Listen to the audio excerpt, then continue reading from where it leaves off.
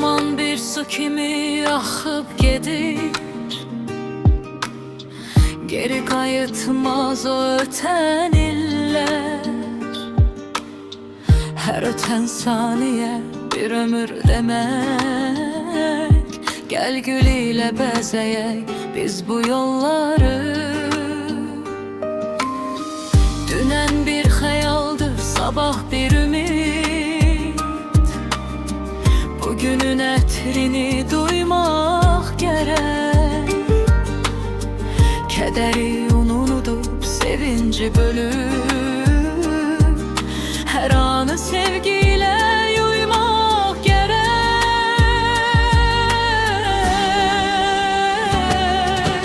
Hayat çok kısadır, kalbini geniş aç. Ruhun nur saçsın, her tarafa kaç. Değerlendir ömrünün her anı. Sen sev ki güzelleşsin dünyanın her yanı.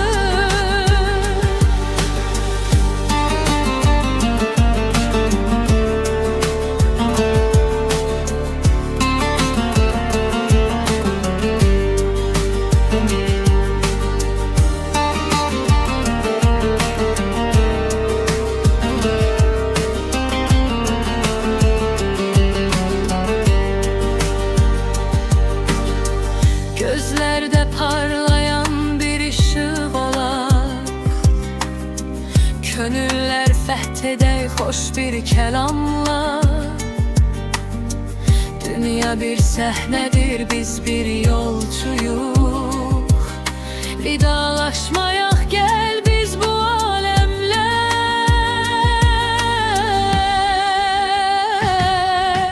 Hayat çok kısadır, kalbini geniş aç. Ruhun nur saçsın, her tarafa kaç. Değerlendir ömrünün her anı. Sen sev ki güzelleşsin dünyanın her yanı. Hatireler kalsın her bir adımda.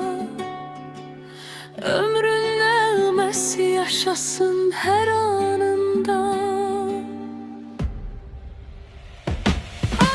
Hayat çok kısadır, kalbini geniş aç.